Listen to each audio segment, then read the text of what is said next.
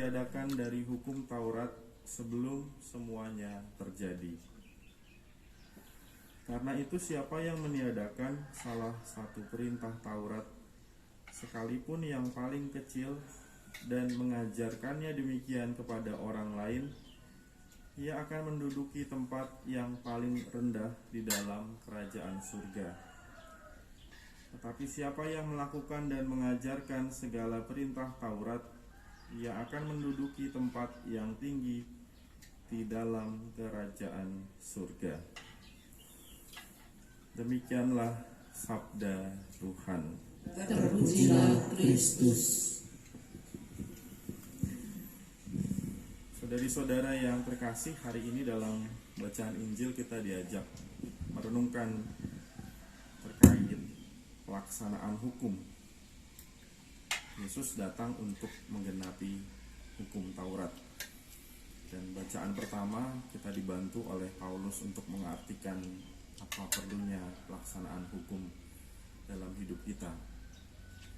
Tentu kita bersyukur atas adanya hukum, aturan, tata tertib yang membantu hidup bersama itu menjadi lebih baik.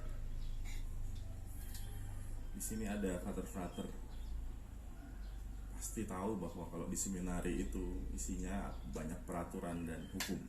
Mungkin bukan hukum aturan, hukum kesannya gimana gitu. Di setiap ruangan ada aturannya. Di ruang makan ada aturannya, di kapel ada aturannya, di kamar, di lorong-lorong gitu.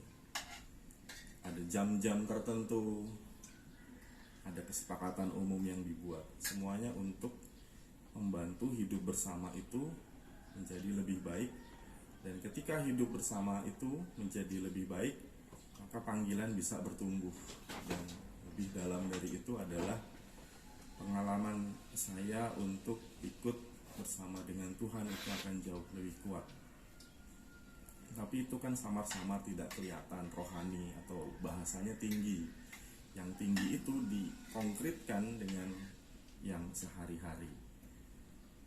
Namun kita perlu menyadari juga bahwa ada sesuatu yang diperjuangkan di balik hukum dan aturan. Maka kalau kita melihat bacaan pertama, Paulus mengajak kita untuk melihatnya dari sudut pandang yang lain menurut saya. Sudut pandang bahwa pertama-tama apa yang menjadi aturan yang kita hidupi bersama terkait iman maupun hidup dengan orang lain ditujukan juga untuk pelayanan. Jadi bukan semata-mata untuk diriku, bukan semata-mata untuk kebaikanku. Hidup bersama itu kan kalau teratur nyaman buat diri. Tapi kalau berantakan kan dirinya kacau balau. Mungkin kepentingan pribadinya terganggu dan lain sebagainya. Tapi Paulus mengajak ketika ada aturan hukum membantu kita untuk semakin melayani dengan lebih baik. Dan pelayanan kepada Allah, pelayanan juga kepada sesama. Paulus melihat ada masa ketika hukum-hukum, aturan yang dikaitkan dengan hukum tertulis itu mematikan. Mungkin kalau saya coba merefleksikan semata-mata demi pelaksanaan apa yang tertulis itu, tapi tidak melihat roh jiwa di balik setiap usaha demi kebaikan bersama, maka dikatakan menyertai pelayanan roh. Dan kemudian ketika kita bisa menjalankan hidup, menjalankan pelayanan dengan baik, semuanya itu, kesanggupan kita itu pertama-tama bukan karena kita merasa hebat, merasa sanggup. Jadi dikatakan kami merasa tidak sanggup untuk memperhitungkan sesuatu seolah-olah pekerjaan kami sendiri, tetapi kesanggupan kami adalah pekerjaan Allah.